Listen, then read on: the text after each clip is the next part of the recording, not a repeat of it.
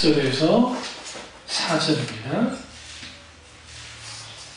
마태복음 6장 1절에서 4절입니다. 마태복음 6장 1절에서 4절입니다. 사람에게 보이려고 그들 앞에서 너희 의를 행하지 않도록 주의하라. 그리하지 아니하면 하늘에 계신 너희 아버지께 상을 받지 못하느니라. 그러므로 구주할 때에 외식하는 자가 사람에게서 영광을 받으려고 회당과 거리에 사는 것 같이 너희 앞에 나팔을 불지 말라. 진실로 너희에게 이르노니 그들은 자기 상을 이미 받았느니라. 너는 구제할 때에 오른손이 하는 것을 왼손이 모르게 하여 내 구제함을 은밀하게 하라. 은밀한 중에 보시는 너희 아버지께서 갚으시리라. 아멘. 말씀 제목은 신앙의 종교화를 막으라라는 말씀입니다. 신앙의 종교화를 막으라는 말씀입니다. 오늘 이제 우리가 이번 거의 한 달 동안 신앙의 종교화 현상에 대한 것을 많이 다뤘습니다. 설교를 듣다 보면 많이 부담스럽고 또 설교를 하는 저 입장에서도 종교화 현상에 대한 설교를 하다 보면 아주 무거워집니다. 또 이번 주 수요일에 설교할 때도 아주 좀 원색적으로 설교를 했기 때문에 자체 검열해서 인터넷 안 올리고요. 또 CD를 복사하지 않고 그렇게 했죠. 오늘은 본격적으로 뭘 다룰 거냐면 어떻게 하면 신앙의 종교화를 막을 수 있을까? 신앙이 종교화되는 이유가 뭘까요? 그 이유는 신앙의 본질에서 떠났기 때문에 그렇습니다. 신앙의 본질에서 떠났다는 게 뭐냐면 하나님을 알고 사랑하는 것, 그리고 하나님이 살아서 역사하신 하나님이신데 그 하나님의 유일한 이유이자 목적이 되지 못하면 신앙은 필연적으로 종교화 현상을 갖습니다. 그것이 그러니까 우리 시대에만 그런 게 아니라 구약에서도 종교화 현상이 나타났습니다. 그 대표적인 게 가인의 예배를 통해서 알 수 있습니다. 그러니까 최초의 종교화 현상이 뭐였냐? 가인의 제사예요. 우리가 언뜻 가인의 제사를 보면 종교화 현상과는 상관이 없을 것 같이 느껴져요. 왜 그러냐면 제사 드렸는데 뭐가 문제가 될까요? 근데 여러분 가인의 제사와 아벨의 제사를 딱 비교를 해보면 하나님이 가인과 그 제물을 받지 않았고 아벨과 아벨의 제물을 받았다라고 말을 해요. 근데 이제 제사는 누구를 위해서 드리는 거예요? 하나님을 위해서. 그런데 가인이라는 사람이 하나님이 그 제사를 받아두지 않았다고 해서 무슨 일을 벌였어요? 분노했어요. 제사를 누구 위해서 한 거예요? 하나님을 위해서 해야 되는 거예요. 하나님께 영광을 드리기 위해서. 그런데 내가 하나님께 영광을 위해서 드린다고 했는데 하나님이 안 받아줬어요. 그러니까 화가 났어요. 화가 나니까 어떻게 했어요? 하나님께 드리지를 못하겠고 그래서 누구를 죽였어요? 아벨을 죽였어요. 그러면 제사는 무엇을 위해서 한 겁니까? 가인이 자기를 위해서. 종교는 뭐라고 그랬죠? 종교는 자기를 위해서 있는 거라고 했잖아요. 자기를 위해서 만들어낸 게 종교예요. 그러니까 이걸 잘 들으세요. 하나님과 나 사이의 관계가 깨지면 필연적으로 종교화돼요. 왜 사람들이 종교화되는 신앙을 가지려면 쉬워요. 우리의 본성과 잘 맞아요. 그러니까 종교는 목적이 이거예요. 우리 여기 터키 갔다 오신 분들 있으니까 그리스 로마 에페소 거리에 조그마한 신전이 있고 다신교 신전이 있죠. 그러면 그리스 로마 신들은 어느 나라 다 모든 잡신은 다 마찬가지예요. 특별히 그리스 로마 신은 신과 인간의 계약을 맺어요. 어떤 계약을 맺냐면 신은 인간에게 제사와 헌신을 하라는 계약을 합니다. 그래서 너는 나를 위해서 제사도 드려주고 나를 위해서 이렇게 헌신해달라는 계약을 맺어요. 그리고 인간 편에서는 내가 신을 위해서 제사 드려줄 테니까, 신을 위해서 내가 종교적인 행위를 다 해줄 테니까 그 대신 당신은 내게 뭘 달라? 복과 행복과 성공을 달라는 거야. 무슨 말이야? 신은 인간이 제사를 드림을 통해서 내게 뭔가를 주기를 원해요. 이게 하나님이 아니에요. 세상 신은. 그런데 인간은 신으로부터 뭔가를 얻어내려는 목적으로 해요.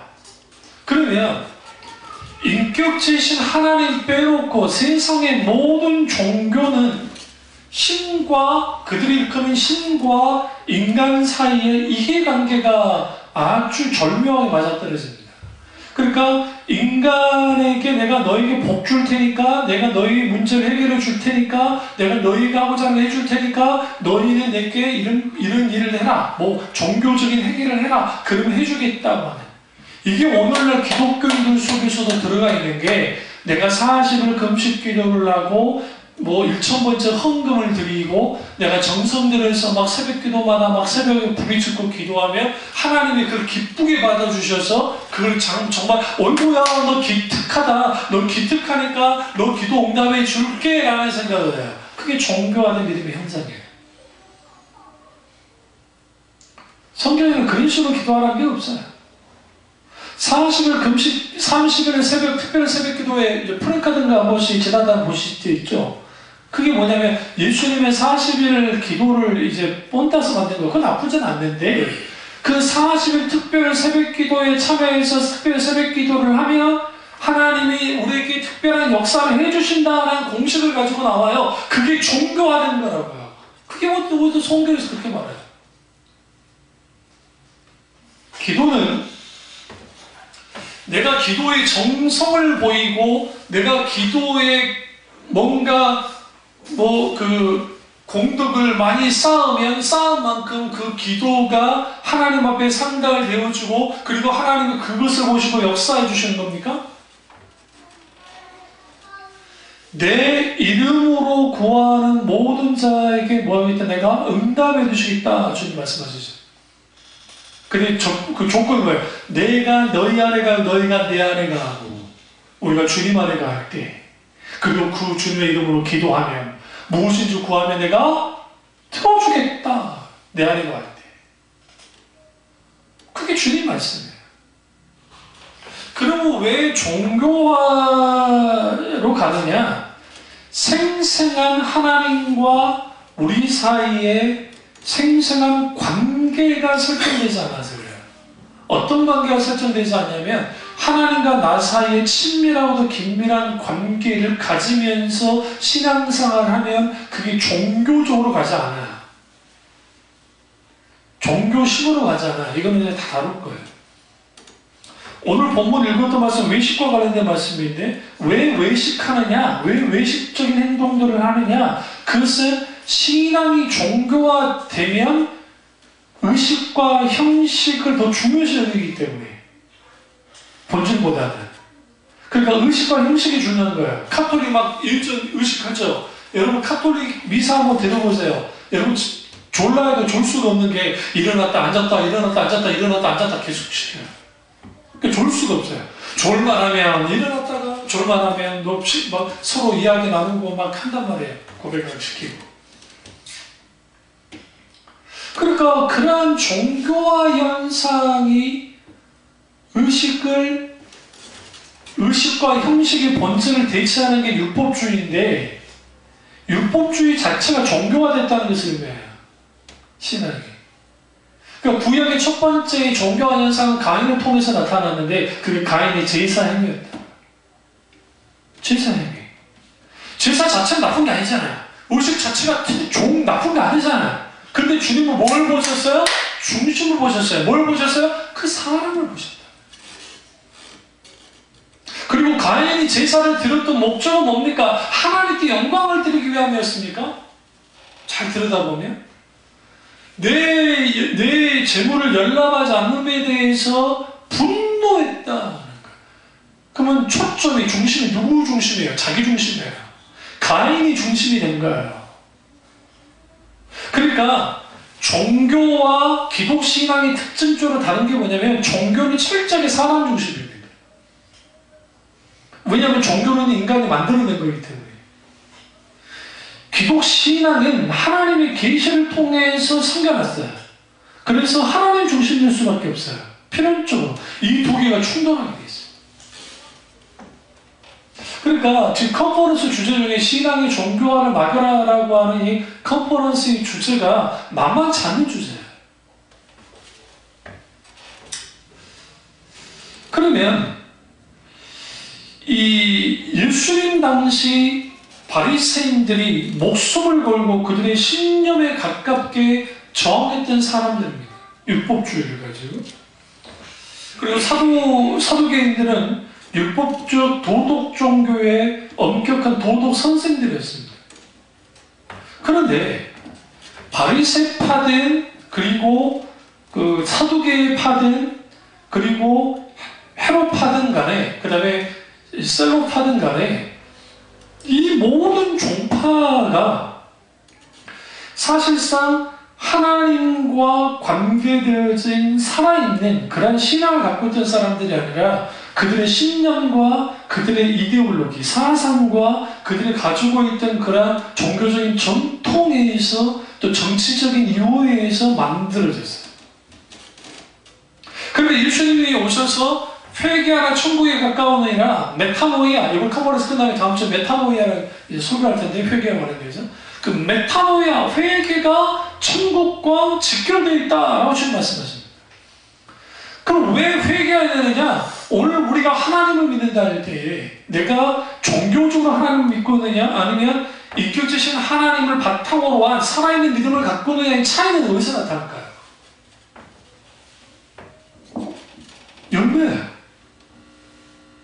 열매를 보면 알 수 있어요. 목사들이 아주 종교적일 수 있어요. 어떤 목사들이 말 그대로 좀 잘 나가냐면 쇼맨십이 많고 참 재밌는 게 평상시 목소리는 이런 목소리인데 갑자기 담이 올라오잖아요. 그러면 갑자기 목소리가 바뀌어요. 할렐루야. 제가 아주 경멸합니다. 그분들. 소위 은혜톤이라고 그러죠. 갑자기 목소리가 달라져요. 주님께서. 왜 그럴까요? 그렇게 해야 마치 거룩한 것이고 경건한 거라는 착각들을 했어요. 그래서 우리가 이제 이 종교화를 어떻게 하면 종교화를 막을 수 있는가? 첫째로 잘못된 신앙관을 분별할 줄 알아야 됩니다.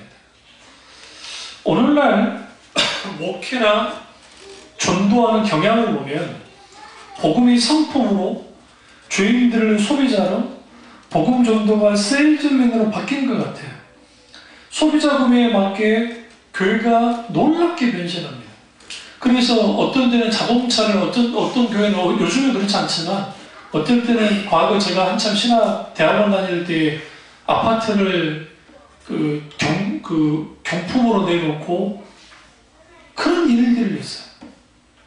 교회에서 전도에 오면 비일비재 강대상 분위기가 공연장처럼 바꿔버리고 그리고 또 종교적인 색채가 짙게 드러나거나 혹은 권위주의적인 느낌이 있으면 다 배제해버리고 소비자를 위한 마케팅 원리들이 막 들어온 거예요. 그러다 보니까 데이비드 웰스의 말처럼 진지한 분위기는 교회의 성공을 막는 장애물이 된다라고 하니까 이런 잘못된 사상을 가지고 다 배경한 거예요. 재미있고 가볍고 편안하고 모두 동참할 수 있는 그런 안락한 예배 혹은 즐기는 예배 그런 것들이 한국 교회에 퍼져버렸던 거예요. 그러다 보니까 예배가 엔터테인먼트적으로 바뀌어졌어요. 그러니까 어떻게 바뀌어졌냐면 너무 순서가 많아요. 찾아봐서요. 솔직히 지나칠 정도로. 그러니까 대형 교회들 대부분 헌금송 할 때 보면 뭐 유명한 봉공성가 가수나 아니면 성악하는 분들이 나와가지고 그들이 막 노래를 불러요. 찬양. 그래서 헌금을 막 하기도 하고 특송을 하기도 하고. 왜 그렇게 하는지 아세요? 그렇게 하면 예배의 질이 높아질 거라 생각했어요. 그리고 언제 그런 걸 들어보겠어요? 그것도 라이브로. 그 라이브로 듣는 거예요. 그 외에도 연예인이 동원돼서 간증을 하고 각종 부가 서비스들이 어떻게 해요? 교회에서 제공되어져요. 그러니까 예배는 단순히 예배만 드리는 것이 아니라 듣고 싶어하는 강좌도 듣고 상담도 받고 자녀 양육에 도움도 받는 그런 다목적인 센터가 됐어요. 그 자체는 나쁘다고 생각하지 않아요. 근데 문제는 뭐냐면 그러한 것들이 목적들이 생겼다. 데이비드 웰스라는 분이 있는데요. 윤리실종이라는 책을 쓰고 신학실종이라는 책을 썼던 분입니다. 아주 귀한 분인데 이분의 책이 좀 아주 좋은데 기분 나쁘게 하는 게 너무 비싸요. 어떻게 책 한 권이 막 5만 원이 넘어가니까. 이따만한 책인데요. 5만 원이 넘어가요. 그러니까 저 같은 사람은 알라딘이나 중고서점에 나오기만 하면 눈꼽아 기다리는 거예요. 이게 나오면. 사기가 쉽지 않는 그런 책입니다. 또 아주 비싸요, 책이. 근데 그분이 이렇게 말해요. 오늘날의 종교시장은 경쟁적이다. 그래서 목회자는 교회 출석한 사람의 기호에 맞춰서 치료 중심적인 갈망의 충족, 소비자 주권의 중시, 그리고 연예계의 것들을 제공한다라고 했습니다. 그러니까 모든 것을 교회들은 마케팅 기법을 사용을 해요. 숫자 늘어나면 되고 뭔가 잘 되어지면 된다고 생각해요. 그런 식으로 교회가 끌려가고 있어요. 그렇게 끌려가다 보니까 이제 뭐가 되느냐면 이 잘못된 신앙관들이 교회 안에 들어왔는데 제가 이걸 다 다뤘기 때문에 여기서 시간 관계에 다루지 않겠습니다만은 번영의 신앙, 적극적인 상방식, 신번영주의, 그 다음에 실용주의. 그러니까 이러한 것들이 교회 안에 딱 들어와서 뭐를 딱 제거를 시켜버렸냐면 십자가의 목을 딱 비틀어버린 거예요. 다 쳐버린 거예요. 불었대는 거예요, 십자가. 그래서 예수 그리스도의 십자가가 그 자리에 차지하기가 쉽지 않도록 만들었어요. 이게 아주 무섭습니다. 교회가 신용주의에 빠지면 세상과 짝하면서 가게 돼 있어요. 이게 아주 문제예요.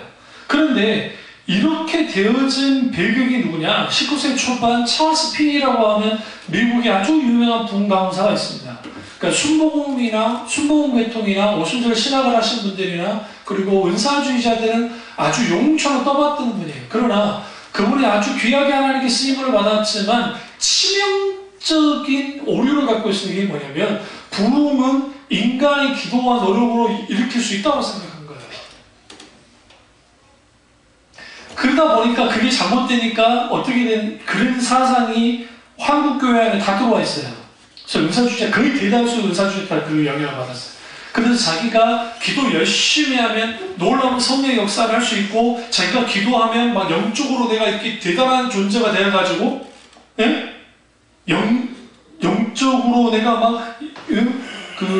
막 정말 높은 단계의 영적인 존재가 되어가지고 영적으로 막 영적인 능력을 막 행할 수 있는 것으로 생각하는데 성경이 어디 그런 게 있냐고요. 저도 누구보다도 성령의 역사를 경험했던 사람이에요. 여기서 여러분 육성으로 음성을 들어보셨어요? 전 3번 들어봤어요. 전 눈 뜨고 예수님 환상 봤어요. 눈 뜨고 1년을 눈 떴을 때 붉은 불타는 십자가가 내 눈앞에 나타났던 것을 경험했던 사람이 저예요. 기도하다가 하늘문이 열리는 경험은 한두 번이 아니었어요. 농담 아니고. 제가 그것만 추구하는 목사가 됐으면 저는 아주 유명한 신비주의자가 됐을 거예요. 제가 이저록이 저리 가라앉을 줄도 몰라. 내가. 정말 농담 아니고. 나를 신성화시키고 나를 좀 더 그럴싸하게 포장해갖고 은사가 나타났으니까.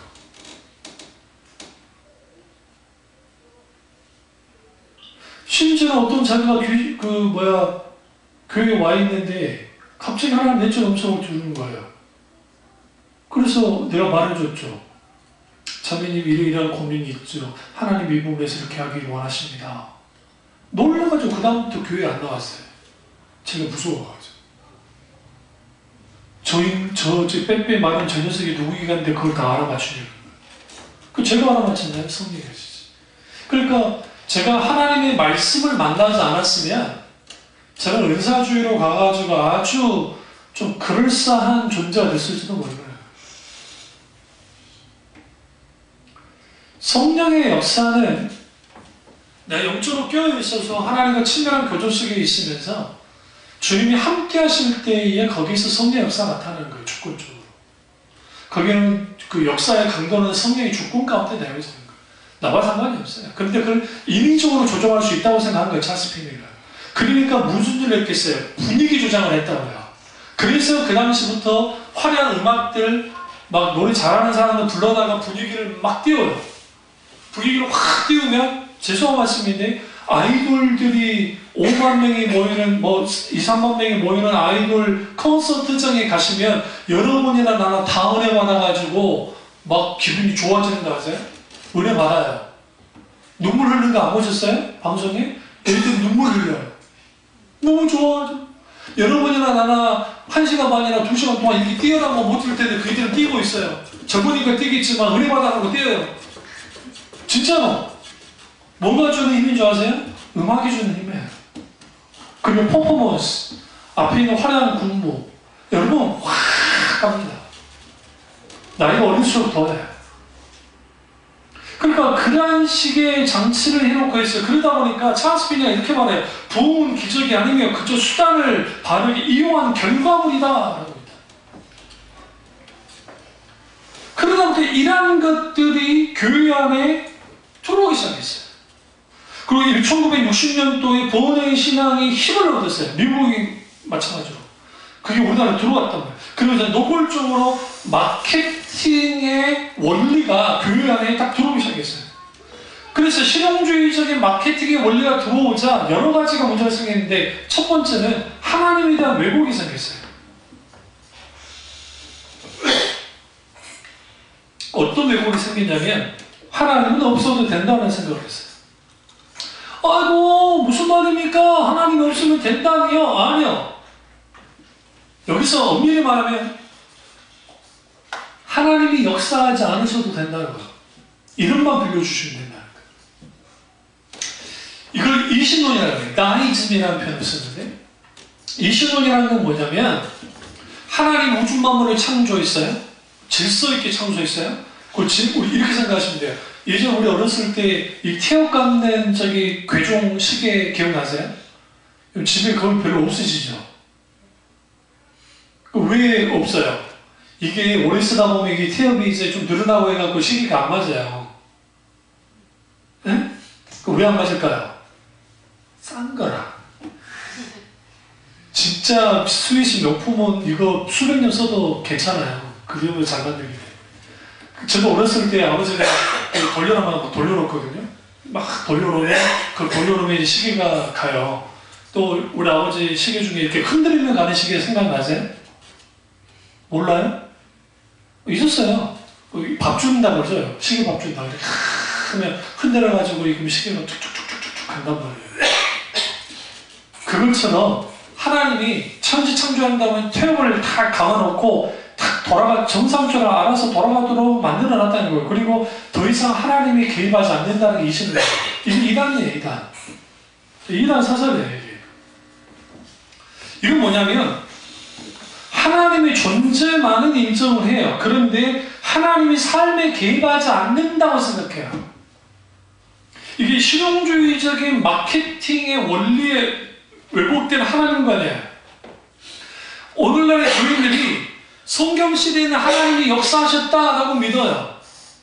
많은 사람들. 그런데 막상 자신에게 문제가 생기면 하나님을 믿어요? 아니요. 사람 믿어요, 사람. 환경 믿고, 뭐 먹고, 뭐 믿고, 하나님 안 믿어요. 행동의 원어를 보면 알 수 있어요. 그들 행동하는 거 보면 알 수 있어요. 하나님은 온데간데 없어요. 돈 앞에서도 하나님은 온데간데 없고, 무엇 앞에서도 하나님은 온데간데 없게 되어 있어요. 그러니까 그러다 보니까 하나님 회복이 어떻게 됐냐면 하나님을 관념적으로 아는 거예요. 관념이라는 것은 내 생각 속에만 하나님이 있는 거예요. 삶에서 실제로 역사하는 하나님이라고는 인식조차도 못해요. 반대로 은사주의자들은 하나님이 지금 역사한다고 믿어요. 믿는데 뭐가 문제되면 그 사람들은 현상에 함몰되어져요. 현상에. 그러니까 하나님은 어떤 분이냐면 그들의 종교심에 의해서, 그들의 종교적인 열정에 의해서 하나님의 막 여러 가지로 변화돼서 그렇게 자기에게 역사하는 하나님 정도로 생각해요. 이재국 씨 같은 사람이 하나님이라 일컬어졌을까요? 그는 신이라 일컬어졌다잖아요. 그들의 집단 속에서. 근데 그들은 뭘 강조하냐면 하나님의 초자연적인 역사. 천사가 나타났네요. 사진으로도 다 있어요. 이 초석에도 천사가 뭐 자기들끼리 기도하면서 캠프파이어 하는데 천사가 내려온 게 사진에 찍혔다나? 그러니까 그런 일들을 막 왜 보여주냐면 그런 신성시되어지는 그런 놀라운 역사를 눈에 가시적으로 이렇게 있었다고 막 하면 자기가 높아지거든요. 참비 중앙교회가 하나님이 그렇게 역사하실 때 제가 그걸 계속 오픈시키고 더 홍보하고 더 폼탱시키고 그럴싸하게 포장을 하고 인터넷이고 뭐고 그 다음에 주위에 있는 동네이고 뭐고 막 그걸 계속 하면서 좀 더 하고 한 다음에 사람들을 끌어들이기 위해서 거기다 안수도 해주고 거기에 치유 기도도 해주고 그 소위 말하는 뭡니까 그 놀라운 하나님의 역사 나타났으면 저는 금방 돈 모았을 거예요. 농담 아니고. 지금 그 교회 앞에, 지하교회 앞에 있던 그 건물, 그 집사님이 건물을 짓는다고 할 때 저한테 와서 하는 말이 목사님이 그걸 잘 짓게 됐다고 하면서 그래요. 기도를 하는데 그게 아니라는 게 없는 거죠. 그래서 그랬어요. 집사님 이게 문제가 있을 것 같은데요. 아니야 다니까 며칠 있다가 와서 목사 문제가 생겼다는 거예요. 목사님 안 들어. 무슨 문제인데요? 여차 다 안 되는 거예요. 어떻게 하면 좋겠네요. 그건 제가 그랬죠. 돈 따라가지 말라고. 지금 하나님이 원하시는 것은 돈 따라가기 원하는 아니에요. 아니라고 본인이 조합원을 해가지고 건물도 하나님이 놀랍게 짓게 만들어줬어요. 근데 이제 그런 감동 가운데 분명히 집을 못 짓게 되는 상황이 됐었는데 하나님 하신다는 감동이 있으니까 그 말 해줬어요. 하나님 하시니까 걱정 말고 주님만 믿고 따라가라. 그러니까 그 놀랍게 건물을 지어줬어요. 그 다음에 또 왔어요. 잘 돼가지고 이제 하니까 이제 목사님도 1년 됐다가 집을 하나 작은 거 저기 얼마 안 하는 거 산 몇 번지 집 사놓고 아파트 저기 그런 거 받으면 좋을 텐데 막 나한테 그러더라고요. 그게 제가 그랬죠. 이제 쭉 기도하는데 저 재개발 안 될 것 같은 감동이 있었어요. 그랬죠. 집사님 이분은 안 될 것 같은데 어떻게 할까? 지금도 안 됐어요. 본인이 추천하면 3년 4년이면 된다고 했는데 지금도 안 됐어요. 10년이 넘었는데도 지금도 될 가망이 없어요. 안 보여. 양녕대군들 후손들께서 맡고 계셔가지고.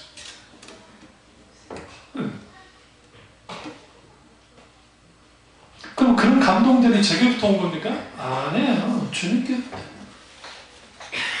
어느 날인가 새벽 기도를 하는데 교인 수는 뭐 두세 명밖에 안 됐는데 새벽 기도 하는데 15명, 20명 갖고 와요. 새벽 기도 왜? 우리 교인들보다 수가 많아. 그때 당시. 왜 그런가 했더니 이 집사가 참여중학교 와서 기도하면 응답이 잘 된다는 거예요. 기도빨이 잘 받는 거예요. 난 그것도 몰랐어요. 자기들 기도 응답 다 받으니 다 응답 받고 하니까 다 빠져나가거든요.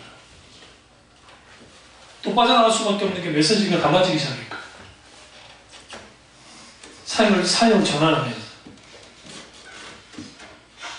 그러니까 이러한 하나님 왜곡이 있어요. 왜 그러냐면 하나님의 살아서 역사하시는 하나님인데 하나님의 관념 속에만 딱 가둬놓고 인간적인 수단과 방법을 통해서 교회를 끌어나갈 수 있고 하나님은 그걸 뒷받침해주는 정도. 근데 그것도 굳이 하나님 없어도 교회는 돌아갈 수 있다고 생각하는 것까지 나는 게 오늘날의 이 세속화된 실용주의에 빠진 교회들 모습들이에요.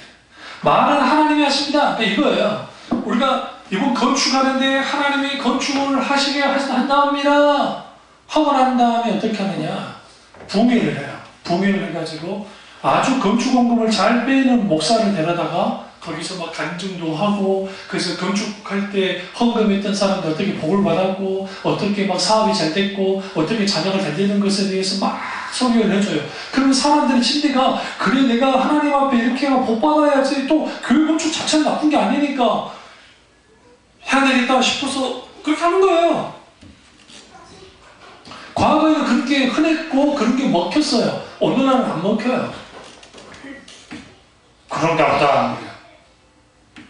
그 속으로 웃겨있네 그러고 있고. 그게 오늘날 이 잘못된 하나님 왜곡의 현상 중에 하나로 예배에 대한 왜곡이 있어요. 예배에 대한 왜곡. 문화 행사와 예배 사이의 경계가 흐려지고 있습니다.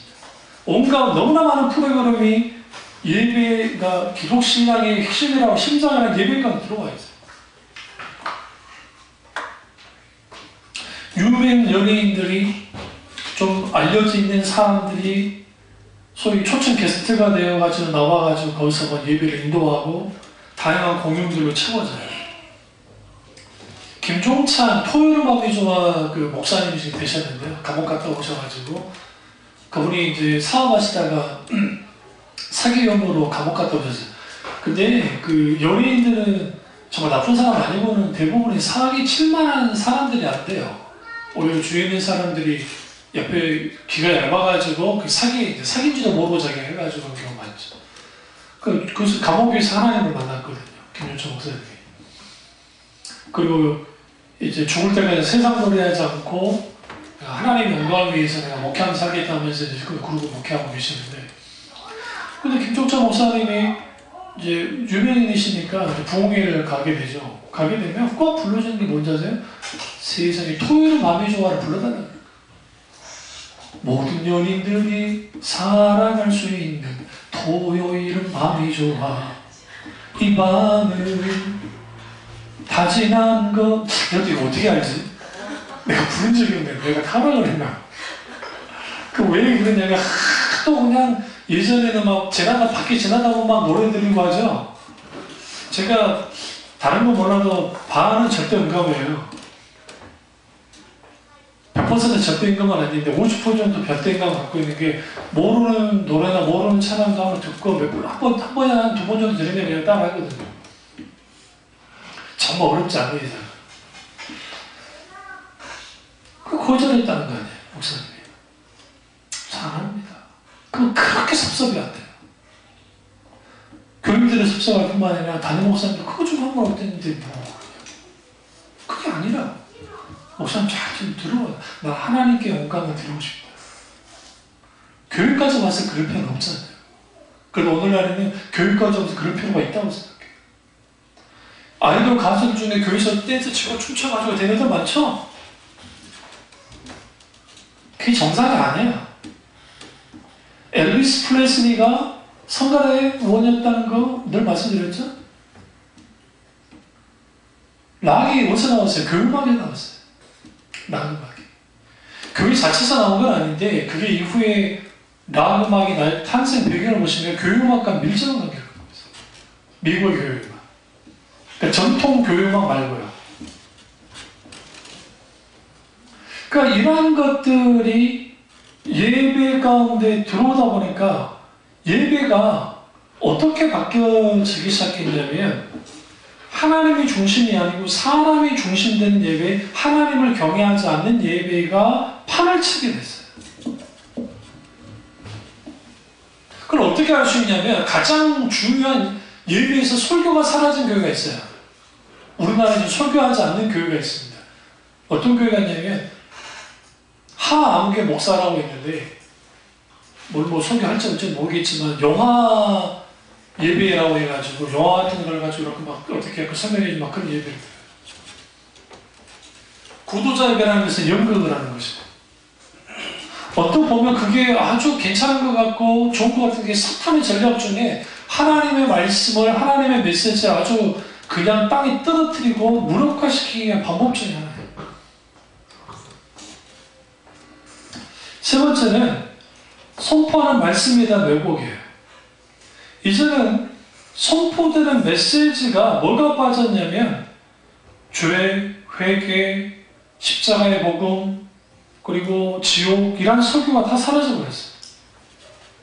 교리 설교하면 아주 지겨워합니다. 기독교 서점에서 베스트셀러에 들어있는 책들은 제 이름 말씀드리면 저한테 돌 던질지 모르지만 허접한 책들의 상당수가 베스트셀러에 올라가 있습니다. 정말 읽어야 될 만한 책들이 간간히 있긴 있는데 올라오긴 하는데 그런 책들은 좀 외면하지 많아요. 일단 가볍게 한번 읽고 많은 책들이 그럴싸하게 통용되어져요. 대단한 책이거든요. 그 책도 그 책은 나름으로 가치가 있어요. 가치 없다는 거 아니에요. 대표적인 게 긍정의 힘 같은 책 아닙니까? 존 로트기. 그게 어떻게 베스트셀러가 돼야 됩니까? 한국교회 현주소가 그래요. 야베스의 기도 같은 그런 책들이 어떻게 베스트셀러가 됩니까? 본용주의적이고 정말 시크릿이라는 책도 마찬가지고 그런 책도 제가 다 읽어봤어요. 저기도 있어요. 그리고 제가 책 앞에 딱 뭐라고 써놨냐면 이 책을 또 조심하라고 써놔요. 여러분이 저 책을 아직도 안 봐서 그렇지 거기다 써놨다고요. 이 책을 조심해서 읽으시오. 분별하면서 읽으십시오. 그 책이 나쁘다고 무조건 안 읽으면 안 돼요. 뭐가 문제인지를 한번 분별할 수 있어야 되기 때문에. 네 번째는 회심관에 대한 왜곡이 있어요. 그 회심이 없어요. 더 중요한 것은 중생이 뭔지도 몰라요. 교회에 나왔잖아요. 교회에 나와서 이렇게 서가지고 나는 세상에 있다가 이제 하나님을 떠났다 하나님께 돌아왔는데 하나님 내 죄를 용서해 주셨습니다. 예수님을 믿겠다고 고백했습니다. 뭐라고 하는 목사가 당신은 구원받는 사람이에요. 그런데 어디냐고 도대체. 그 짓을 했던 사람이 누구냐? 찰스 핀이에요. 찰스 핀이라고 하는 복음 강사의 영향을 한국교회 지대하게 영향을 받았어요. 이게 원래 한국교회 전통은 찰스 핀이와 관계가 없어요. 이반 로버츠의 부흥과 D.L. 모디의 서교학교 부흥과 연관이 있어요. 한국교회. 근데 이게 전쟁을 겪고 난 다음에 너무 찢어지게 가난했잖아요. 그러니까 그 당시 미국식 복음주의가 부흥주의가 들어왔어요. 그 주로 미국인 하나님의 성에, 어순교 계통에, 순봉 계통에, 은사주의자들 통해서 들어왔고 그것이 그대로 이입됐더라고요. 이게 한국교회 전반에 퍼져 있어요.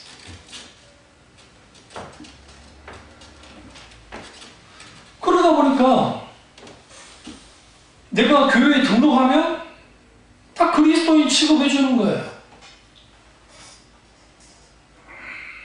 구원받은 사람 취급해주는 거예요. 그런 게 어딨냐고 도대체. 그런 게 어디 있어요? 가짜지. 목사가 일은 뭐냐면 어떻게 해서든지 지옥에 떨어지지 않고 다 같이 목사와 함께 천국 가는 거예요. 목사가 하는 일은 그 일이에요. 무슨 일 아세요? 아니 이 세상에서 수만 명을 끌어모아가지고 내가 높아지고 내가 그 사람들의 영향을 주고 그게 아니라고요.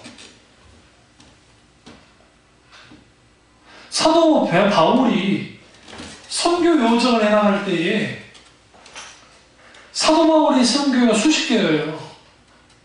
그때 세계에 퍼져 있잖아요. 그 당시 세계관으로. 그런데 그가 거기에서 자기 영향력을 확대하고 막 그러던가요? 아니요. 그가 이렇게 고백하잖아요. 내가 할 수 있으면 내가 지옥을 가나 있더라도 다 구원받았으면 좋겠다는 거예요. 그게 목사예요. 그게. 모세가 주님 나를 버리시더라도 이스라엘 민족을 구원해 주세요 라고 하는 그러한 목양가를 갖고 있는 게 목사예요. 그게 목회자이고 그게 주의 종이고. 근데 그런 것들이 사라졌어요. 왜 사라졌느냐? 결국은 회심을 하려면 죄 앞에 자기의 죄를 봐야 되고 그리고 하나님 앞에 정직하게 대면해야 되고 자기가 어떤 존재인지를 알아야 돼요. 주님을 만나야 되니까. 이 세상에서 가장 불행한 사람이 누구냐면 적당히 착하게 살다가 죽는 사람이에요. 그러니까 하나님 앞에 내가 크게 죄가 없다고 생각하는 사람들. 그런 사람들 세상에 많습니다. 나 같은 사람이 지옥감 나가서 말도 안 돼 라고 생각하는 사람들 의외로 많아요. 회개하셔야 됩니다. 내가 회개할 게 뭐가 있는데, 내가 살면서 경찰서를 가봤어. 나는 파출소 나가보지 않는 사람이야. 그런데 내가 무슨 죄를 졌어? 내가 세금을 떼어먹었어. 그렇다고 누구 뒤통수를 쳤어. 내가 무슨 짓을 했어? 불안한 사람이에요. 차라리 마카파들 예전에 막 사는 놈들 있죠. 마카파들 막 사람 막 죽였잖아요. 인육도 씹어먹고.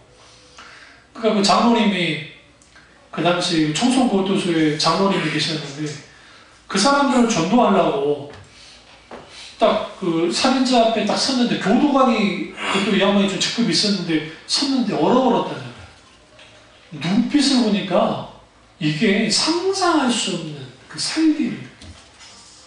그래서 이제 하나님 앞에 기도하는데 마음을 열질 않아요.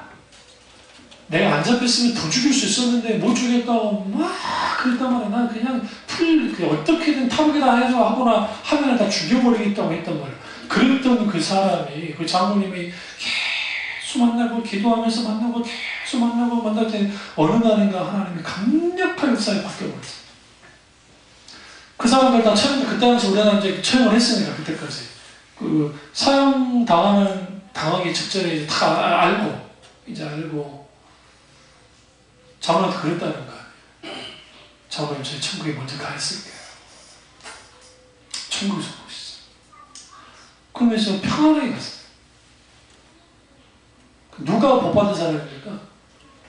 살인자, 나쁜 놈이죠. 하나님의 영상을 파괴한 거예요. 근데 그가 예수를 만났다고 한다며. 그 사람이 복받은 사람이에요. 그러니까 적당히 교회 안에서 구원의 커트라인이라는 게 없지만 일종의 구원의 커트라인을 딱 맞춰놓은 거예요. 누구나 교회 안에 들어오면 다 구원받을 수 있는 것처럼. 구원받으려면 성령으로 중생을 참여해야 돼요. 목사 자식이라고 해서 구원받는 것도 아니에요.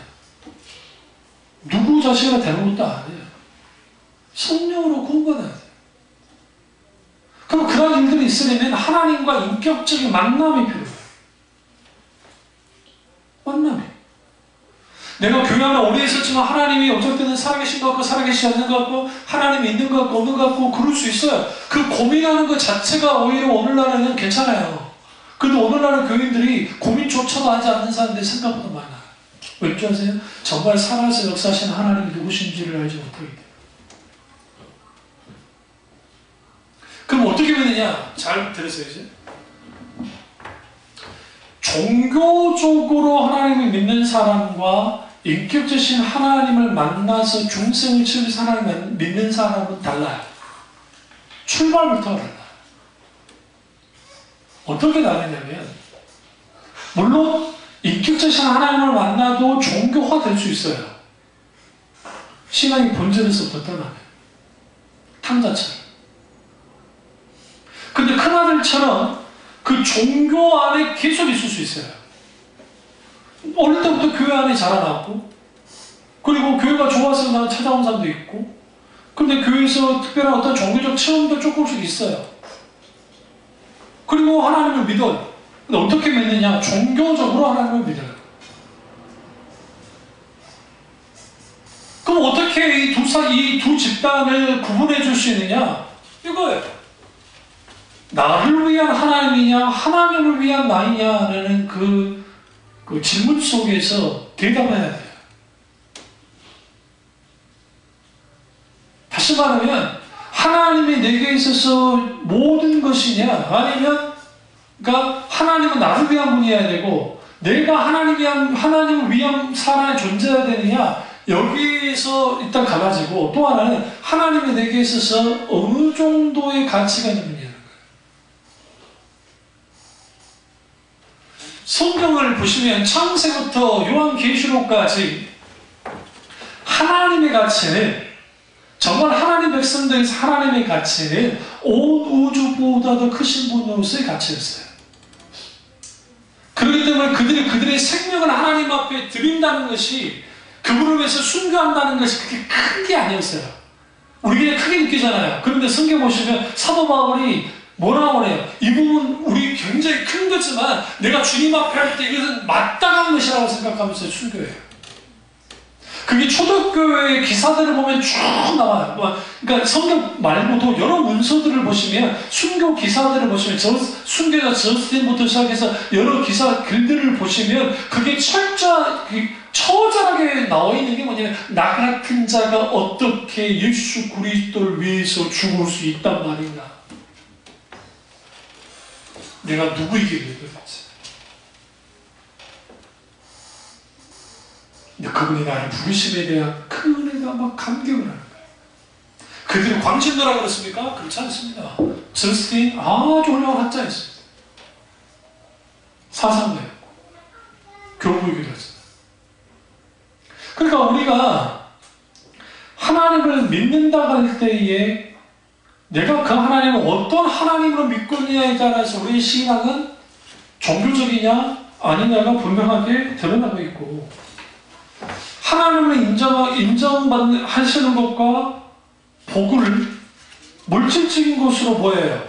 사람들이 제한시켜요. 왜곡시켜가지고. 이게 문제예요. 한국교회 대형교회가 등장하면서 여러 가지 큰 변화를 가져왔는데, 그게 뭐냐면 이거예요. 사람들 의식 속에 큰 것은 옳고, 큰 교회는 옳고, 많은 사람이 그 교회를 다니기 때문에 그것은 진리일 것이다, 옳은 것이다 라고 생각해요. 만약에 그 논리가 맞다고 한다면 요한계시록 3장부터 나오는 소아시아 7교회 중에 라오디게아 교회가 가장 컸어요. 어떤 신학자에 의하면 그들의 그 라오디게아 지역에 있는 교회의 수가 5만에서 6만이었을 것이라고. 교회 수가 5만에서 6만이면 그 어마어마한 숫자예요. 초대교회. 그 어마어마한 숫자가 있는 교회를 하는 주님이 뭐라고 그래요? 가보시죠. 종교화된 교회의 전형적인 모습이 라오디게아 교회예요. 숫자가 많기 때문에 그렇다는 게 아니에요. 진리에서 떠나면 아무리 교회가 커도 그렇다는 거예요. 여기서 그 20절, 그러니까 요한계시록 3장 20절, 볼지어다 내가 문 밖에 서서 두드리노니 누구든지 내 음성을 듣고 문을 열면 내가 그에게로 들어가 그와 더불어 먹고 그는 나와 더불어 먹으리라. 여기에서 어디에서 두드려요? 문 밖에 서서 두드린다잖아요. 이거는 뭐예요? 지금 무슨 일이 벌어진 거예요? 지금 예수님이, 교회의 주인이신 예수님이 교회 밖에 쫓겨난 거예요.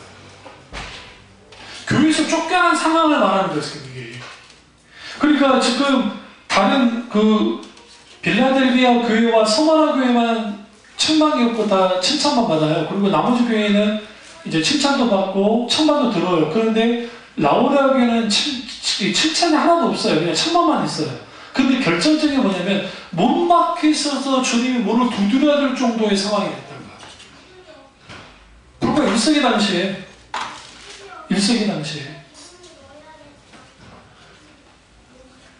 그런데 이들이 스스로 말하기를 뭐라고 그래요? 17절. 내가 말하기를 나는 부자라 부요하여 부족함이 없다 하나. 여기서 부자라 부요하여 부족한 게 없다. 아주 부자 교회였어요. 아주 부요했어요. 아주 숫자가 많았어요. 컸어요. 사람도 많았어요. 근데 무슨 일이 벌어졌어요? 주님이 쫓겨났어요. 큰 것이 잘못은 아니에요. 큰 것이 나쁜 게 아니에요. 그렇다고 큰 것이 옳은 것도 아니에요. 작다고 해서 좋은 것도 아니에요. 작다고 해서 나쁜 것도 아니에요. 이게 다 가치 중립적인 거예요. 근데 문제는 뭐냐면 한국교회 숫자 사람들 속에 너무나 많은 교인들이 어떻게 했느냐, 아주 크고 뭔가 유명한 목사의 설교하면 그게 뭔가 진리인 것처럼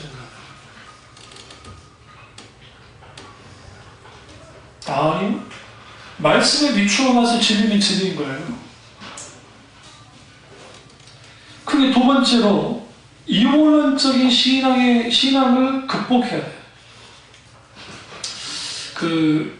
어떤 장로님 한 분이 교회에서 간증을 하는데 이렇게 간증을 해요. 그분이 사업하시는 분인데 일주일간의 스케줄표에 대해서 이제 간증하면 이렇게 말씀하셔요. 월요일은 목사님 모시고 운동하고, 화요일은 오전 10시부터 4시까지 목사님과 함께 교우들을 신방하고, 수요일 오후에는 교회 나가서 제축교회 참여하고 수요예배 드리고, 목요일 오후에는 신방하고, 저녁에는 구역 예배 인도하고, 금요일 오후에는 목사님과 신방하고 철야 예배에 참여하고, 토요일에는 교회 나가서 청소하고, 주일에는 교회에서 온종일 있다가 예배 드리고 봉사해요. 이분 사업하시는 분이에요. 사업은 언제 해요? 누구 말고서 소는 언제 키워요? 소는 누가 키워요? 한국교회에 이런 사람들이 믿음이 좋다고 생각하는 거예요. 도대체 사업한다시는 분이 그렇게 해서 뭐 한다는 거예요? 그러니까 오늘날 교인들이 이 사람이 신앙이 좋냐 나쁘냐를 어떻게 판단을 하냐면 교회에서 얼마나 시간을 보내느냐 판단하려고 그래요.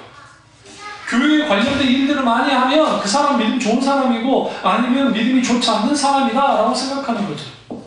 교회 일을 하는 것은 거룩한 것이고, 먹고 사는 일을 하면 세상적인 것입니까? 이게 이원론에서 온 거예요. 이원론에서. 응? 아니, 목사는 거룩하고 그러면 양은 덜 거룩한 겁니까? 그런 논리가 성경에 어디 있냐고요. 이건 구약도 아니고. 구약이면 이해라도 해. 구약이. 목회직을 감당하는 거죠. 칼빈스님이 뭐라 했냐면, 직업이라는 게 정말 사기치는 직업 빼놓고, 그러니까 나쁜 직업 빼놓고, 나쁜 놈들 있잖아요. 뭐 보이스피피통 저기서 뭐 사기치는 그 직업 빼놓고 모든 직업은 하나님이 주신 신성한 것이다. 그러니까 여러분들은 똑같이 성직을 지금 수행하는 거 똑같이 생각하면 돼요. 근데 이걸 심어놨다고요. 심어놨다. 과거에는 이 위에 여러분 1년에 한 번, 여러분 한 달에 한 번씩 그거 하실 때 있죠? 그러면 과거에는 청소할 때 못 올라오고 있어요. 도대체 그게 뭐가 상관이 있는데? 아니, 율법주 시대도 아니고.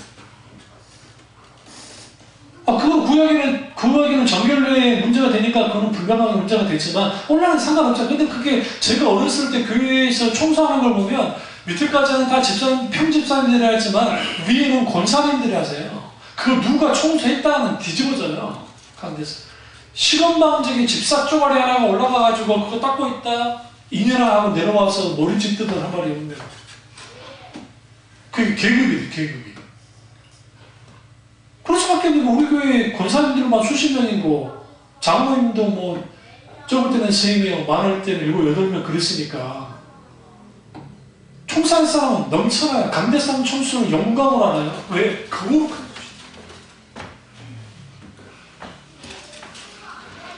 거기를 저희 형이 헌이 같아가지고 뛰어 올라갔으니까 할 말 없지. 예배 11시 예배에 뛰어 올라가가지고 올라가 버렸다는데 신발 신고 그 시대의 기준하면 우리 어머니는 죽었어. 이제 끝난 거예요.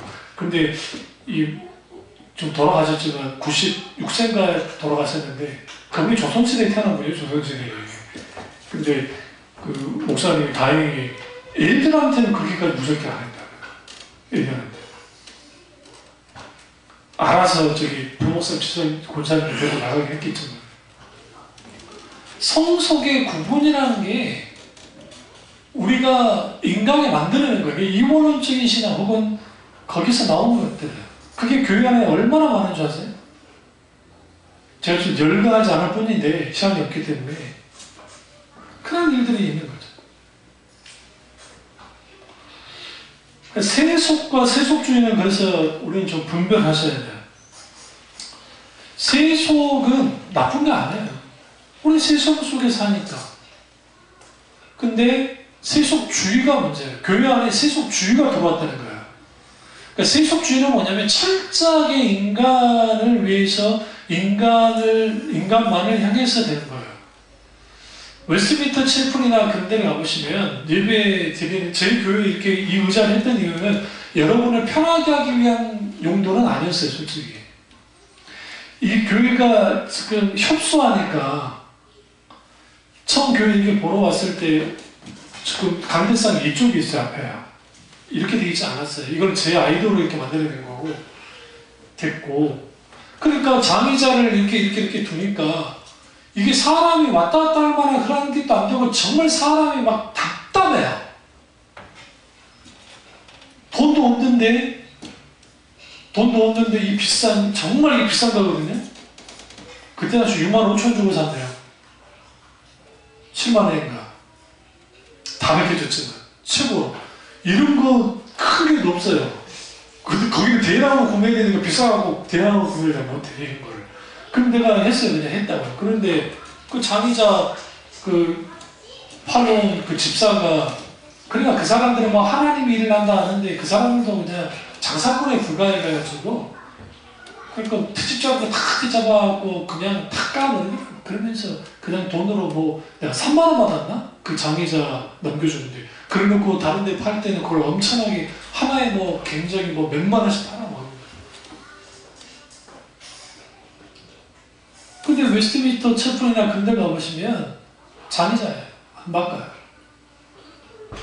그 물어봤잖아요. 근데 원사 교수님이 이제 그 영국 개혁교회 그런 데 가서 목사님과 이야기를 할 일이 있어서 영어를 잘하시니까 물었다는 거예요. 왜 의자를 안 바꾸세요? 요즘 그 좋은 의자 많은데요. 한국은 교회 웬만한 교회 다 의자 많이 바꿨습니다. 피식 그때 왜 웃으세요? 그러니까 당신의 그 발상 자체가 재밌대. 말대로 당신 말대로 바꿀 수는 있는데 이거 하나 아시냐? 하나님 앞에 나왔을 때 이런 불편함도 감수할 수 있는 교인들이 돼야 됩니다. 우리 그걸 원합니다. 오늘날에는 신앙생활 할 때 조그마한 불편함도 있어요. 신앙생활 하지 않으려고 아주 편하더란 말이에요. 그렇지 않다는 거예요. 정말 하나님을 믿는 사람들은 주님을 위해서 필요한 것까지 꼭 감수하는 거예요.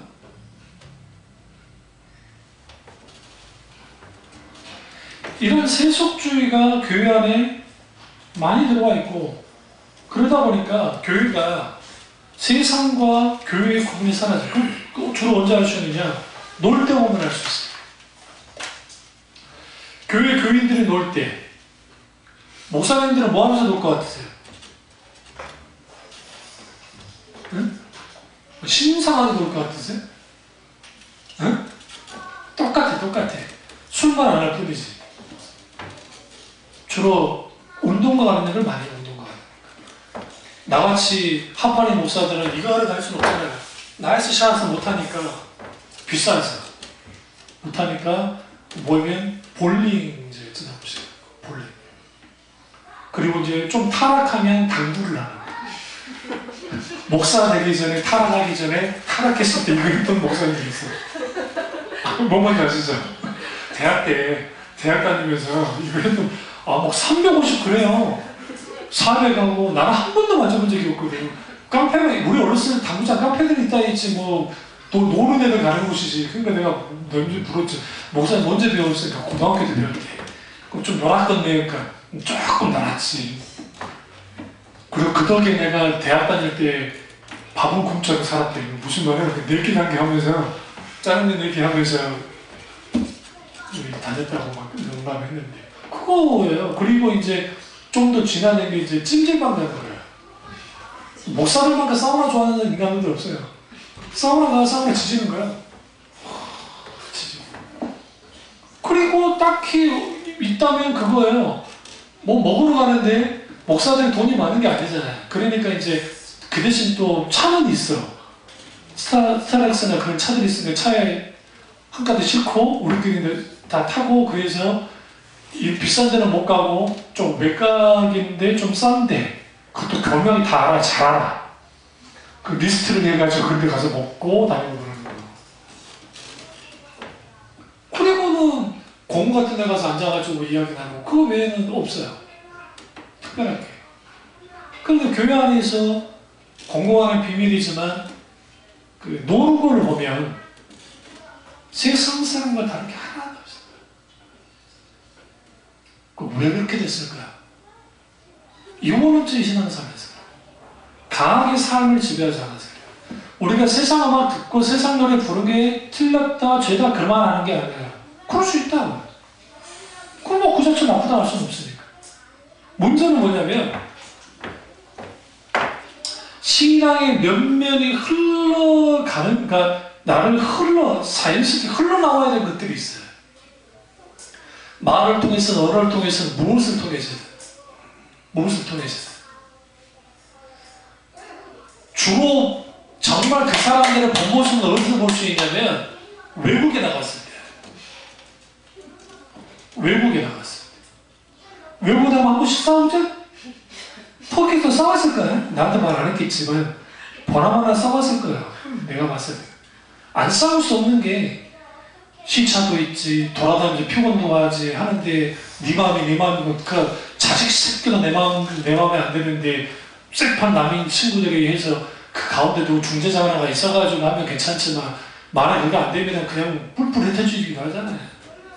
그래서 그때 행동을 하다 보면 어떤 사람은 구경하는 사람 주의자가 있고 어떤 사람은 먹자주의가 있고 어떤 사람은 찍사주의가 있어요. 찍사주의.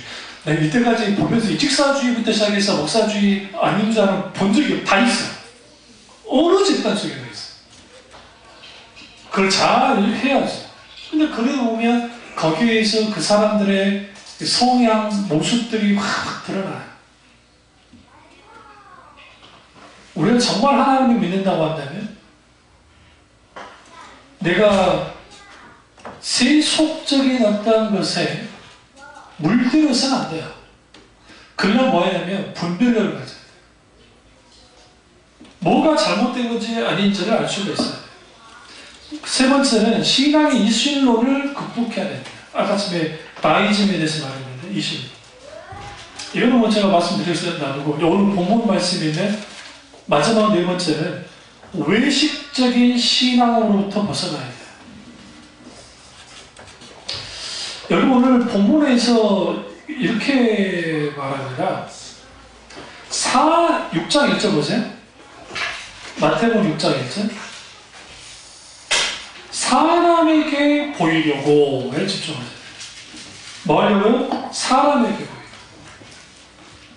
그러니까 외식의 가장 큰 문제점은 뭐냐면 사람이에요. 신앙의 종교화의 현상 중에 가장 중요한 게 뭐냐면 사람에게 보이려고 하는 모든 것들이 넘쳐나요.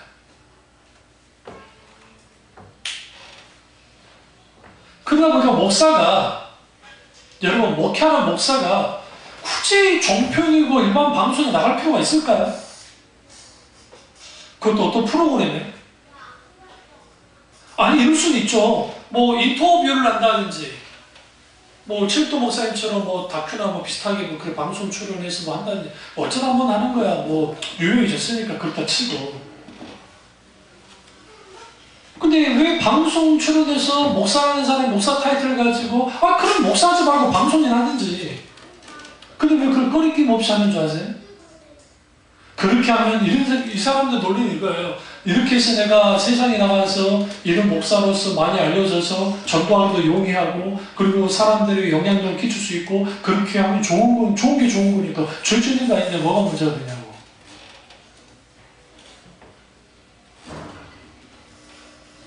그 이면은 탐심이에요. 사람의 유명도에 따라서 이런 말은 그렇지만 한국교회에 이름을 날렸던 수많은 목사님들의 대다수가 책이 뜨거나 뭐가 뜨고 떠서 일종의 슈퍼스타처럼 등장해서 됐던 분들이 많아요. 그렇죠?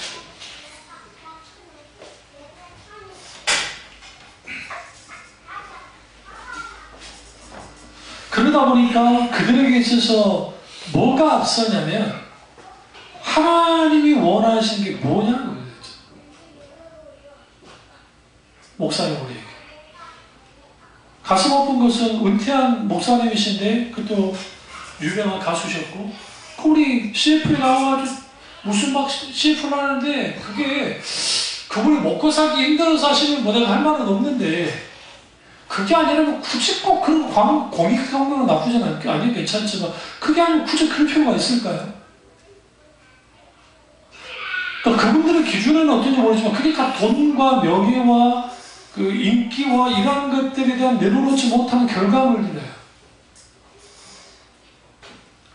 우리 믿음의 선배들은 그러지 않았어요. 마틴 루터 목사님뿐만 아니라 수많은 하나님의 사람들이 그리들은 관심도 없었고 그건 아무 의미 없었어요.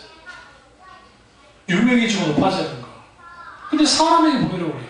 그러니까 신앙이 종교화되어지면 그 종교화됨 속에서 교묘하게 자기 탐심을 그렇게 드러내요.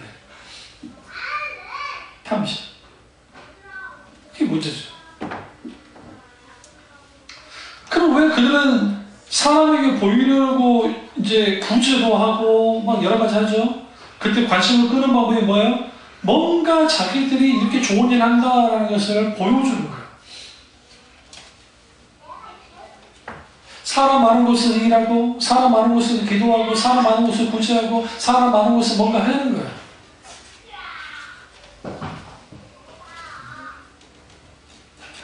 그러다 보니까 뭐가 문제가 되기 시작하냐면 계속 사람에게 보여. 그러니까 교회가 사람에게 보이는 게 되는 거예요.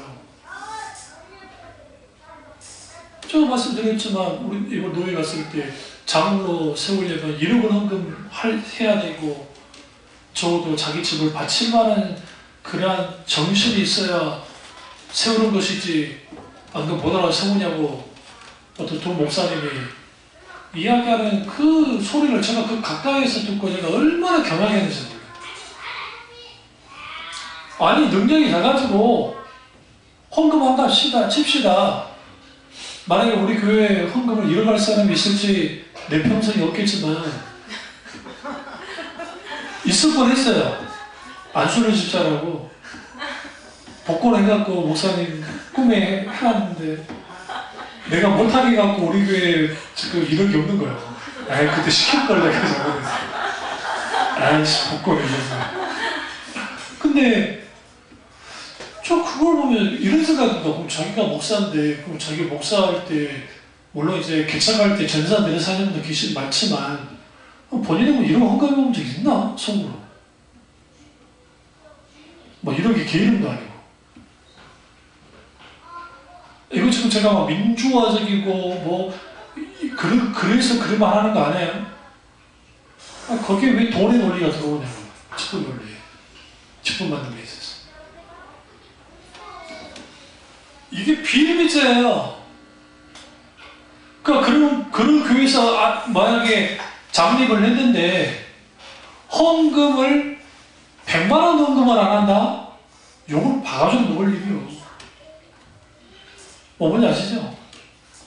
분위기가 그런 분위기로 몰고 가요. 내가 알고 있는 한 번은 교회 1억짜리 45인승 그 리무진 버스를 교회에다가 하고 안수시자 장로가 된 사람이 있어요. 그런데 어떻게 하는지 아세요? 1억 갖고 온 사람 누가 있어요? 그러니까 은행 빚을 내가지고 은행빚 내가지고 그렇게 한 거예요. 틀린 거 아느냐 모르냐? 안 돼요. 틀린 거 안 돼요. 근데 왜 하냐니까 목사님이 해라는 데. 그 목사님이 해라는데 그럼 그 한 거냐? 그렇다 치자. 근데 그 목사님이 해라니까 막 그러니까 그것도 있지만 사람들은 보는 눈들이 있어요. 자기가 자기 믿음이 좋다고 좀 알려져 있는데 내가 목사님이 1억짜리 적어도 내부집 버스를 해라는데 못하면 교회 버스를 해라는데 못하면 내가 불순종하는 것이고 내 믿음이 없는 사람 취급하고 그게 싫어서라도 했다는 거. 그게 하나님이 받으시겠어요? 그런 것들을? 종교심에 의해서 어마어마한 일들을 할 수 있다 했잖아요. 바티칸 성당부터 시작해서 불국사, 우리나라 불국사, 외국에 있는 수많은 종교적인 건축물들이 다 만들어질 수 있는 종교심에서 가능해요. 왜 종교심이 가능하냐면 내가 종교적으로 이렇게 열심히 해서 뭐 할 수 있어요? 신이 내게 복 준다고 생각하면 충분해요.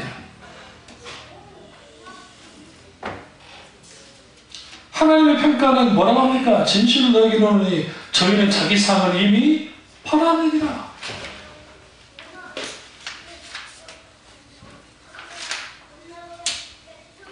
그래서 외식적인 신앙이라는 것이 우리는 생각할 때 그냥 외식적인 행동한다 그게 아니라 외식적인 신앙의 가장 큰 문제는 뭐냐면 하나님의 평가보다는 사람의 평가를 소중히 여기는 것이 문제가 되는 거예요.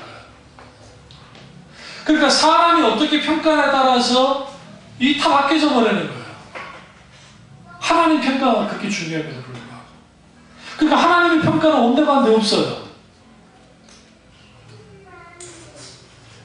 네.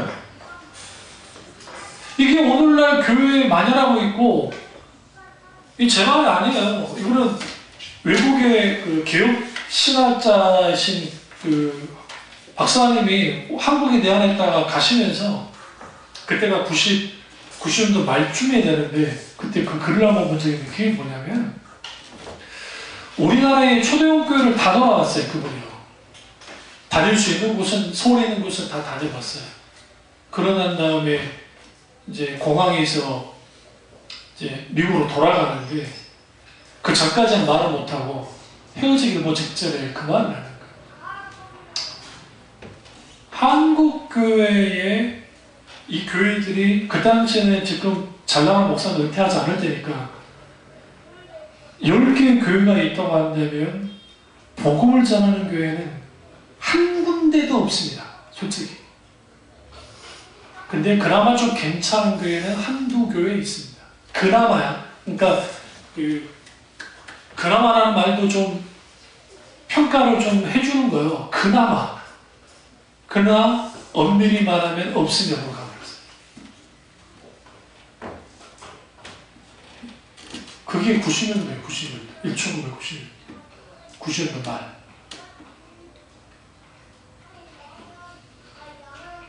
지금 엄청나게 세월이 지났잖아요. 그 20년 지났는데 지금 뭐 없다하냐. 그 우리 창중앙교회나 저나 여러분하고 오해하지 말아야 할 게, 목사님 뭔가 다른 일에도 소개하는 게 그렇지 않아요. 저를 향한 소개예요. 우리가 이렇게 신앙이 종교화 될 수 있다는 거. 뭐 하게 되었으면 영원한 신앙에 빠지고 이신론에 빠지고 신앙의 외식에 빠지고, 그런데 결정적인 게 뭐냐면 하나님과의 관계가 깨지고, 그리고 하나님과 나 사이의 거리가 멀어지면 멀어질수록 우리는 하나님 아닌 다른 것에 집착하게 되어졌는데, 하나님 아닌 다른 것에 집착할 때 하나님을 버릴 수는 없으니까, 그래서 기독교 안에 있는 종교인이 되는 거예요. 기독교라는 신은 내가 붙들고 있어요. 그런데 그 신이 내 삶까지 강한 영향을 끼치진 않아요. 그 신이 내게 주권자가 되진 않아요. 그 신이 내 인생을 좌우하진 않아요. 그 신을 내가 좌우하는 들려요. 그래서 내가 기도하고 열심히 하고 내가 종교상 신앙하고 뭐 새벽기도 하고 뭐 하고 종교적으로 예배드리고 하나 해서 신으로부터, 하나님이라는 신으로부터 내가 뭔가 얻어내고 내가 뭔가 갖게 되고, 그 플러스 알파로 천국까지 가면 좋은 거예요. 아주 안이하게 신앙생활해요. 평이하게. 그러니까 성경에서 말하는 하나님을 만나보지 못하는 거예요. 그러니까 교회 안에 뭐가 사라지냐면 하나님의 임재와 하나님의 놀라우신 살아서 역사하심들을 경험하지 못하고, 인격되신 하나님이 그들에게 찾아오셔서 그분이 어떤 하나님인지를 보지를 못해요. 그런 일들이 벌어지니까 교회 가운데 뭐가 있게 되어지냐면 자기들이 원하는 하나님, 자기들이 생각하는 하나님, 자기들이 제한시키는 하나님, 자기들에서 조종되는 하나님들이 넘쳐나는 거예요. 그들은 하나님 하지만 사실상 성경에서 말하는 하나님은 아닌 거예요. 그걸 뭐라고 하냐? 일종의 만들어낸 하나님이에요. 성경에서 말하는 하나님이 아니에요. 신앙은 당연히 믿음이 가장 중요한 거라서 믿음의 대상이라 했죠. 그 대상을 성경에서 하는 대상이신 하나님을 성경의 조명 가운데 바로 알아야 믿음이 출발되어지고, 거기서부터 신앙생활이 시작되어지고, 거기서부터 하나님과 살아있는 인격적인 관계를 가지면서 신앙생활을 해나가기 시작하는데, 그게 아니라 종교 생활부터 하면서 신앙생활을 하는 거예요. 그 이해할 수 있어요. 처음 그렇게 나와서 그럴 수 있어요. 그런데 그렇게만 계속 머물러 있다가 부흥이나 뭐나 해서 종교적인 경험을 조금씩 해요. 종교적 체험들을 해요. 방언도 받아요. 뭐도 해요. 하긴 하는데 뭐가 안 바뀌어져요? 그 사람이 안 바뀌어요. 왜 안 바뀌어요? 왜? 사상과 가치관과 세계관이 바뀐 적이 없어요. 머리가 바뀐 적이 단 한 번도 없어요. 그리고 어떻게 주님을 믿는 거예요? 감정적으로, 감정으로. 감정으로. 그러니까 회심의 역사가 안 나타나는 거예요. 반복적인 하나님의 회심의 역사가 나타나지 않는 거예요. 중생의 역사는 일회적이 딱 한 번 일어나지만 회심케 하는 마음을 돌이키고 하나님께로 계속 돌이키는 그러한 일들이 나타나지 않으니까 십자가를 경험하는 일들이, 십자가의 은혜를 경험하는 것들이, 십자가의 능력을 맛볼 일들이 없어지기 시작하고 십자가의 능력이 사라지니까 그 자리에 뭔가를 채워야 되잖아요. 채워야지니까 사람들이 원하는 번영이나 실용주의나 그런 것들이 채워 넘치기 시작하고 프로그램이 넘치기 시작하고 그럴싸한 관계를 가지고 사람들끼리 자기들이 놀고 하고 하는 일들이 하는 거예요. 그게 너무너무 좋은 거예요. 가만히 들어가 보면 그럴싸해요. 근데 여러분 제가 말씀드릴게요. 어느 집단이든 거의 1년까지는 좀 괜찮게 신선하게 보일 줄 모르지만 1년이 딱 지나잖아요. 그게 익숙해지기 시작하잖아요. 그러다 보면 그 공허함 맞아요? 그 공허함을 해결하지 못한 분들이 상당수 이단으로 빠지는 거예요. 그 사람들은 잘 믿어보려고 했던 사람들이에요. 상당수. 그러니까 포도나무 교회에 등록하는 교인들이 꽤 많아요. 근데 어떤 기적이 일어나느냐? 등록수는 계속 많으니까 그대로 했었으면 지금쯤에 한 3,000명 이상이 됐을 것 같은데 3,000명, 4,000명 정도 됐을 것 같은데 지금 그 숫자는 지금 1,000명 좀 넘는 숫자 그대로 계속 있어요. 왜 그러느냐? 환타지를 가지고 왔는데 막상 와보니까 신앙의 본질이 어떻고 믿음의 현상, 십자가의 현상, 은혜의 현상, 성령의 현상 이런 말씀들을 하면서 신앙의 본질에 대한 설교만이 계속 나와요. 자기들의 삶의 문제를 해결해주고 뭔가 다른 어떤 그 비전을 주고 뭔가를 해주고 하는 그런 것들이 없거든요. 왜 그럴까요? 가장 소중한 것은 뭐냐면 우리가 이규수 목사님 말 맞다나 인생의 문제라는 것은 바닷가에 파도 치는 것과 똑같아서 늘 와요. 이 문제 해결하면 저 문제 생기고 저 문제 해결하면 저 문제 생기고 다른 문제 생기고 근데 우리는 그 해결해주는 방법이 있다는 식으로 교회에서 가르쳐서 그 해결하는 데만 몰두하도록 만드는 거예요. 정작 깊숙한 바닷속으로 들어가 보세요. 왔다 갔다 치는 그 의미가 없어요. 적어도 신앙의 세계는 깊은 속에 들어가야 되는데 그게 안 되어져요. 그래서 여러분 주위에 친구들 중에 오랜만에 교회 이제 알았던 사람들 만났는데 하나도 안 바뀐 사람도 있죠. 말이든 행동이든 신앙적이든 뭐든 그게 뭔지 아세요? 종교사람이에요. 우리도 그럴 수 있어요. 저도 그럴 수 있고. 그래서 우리가 하나님 앞에 우리 종교적인 어떤 잘못된 신앙이 있다고 하면 회개하고 우리 신앙을 점검하는 기회가 되기를 주님으로 축원합니다. 기도하겠습니다. 기도하실 때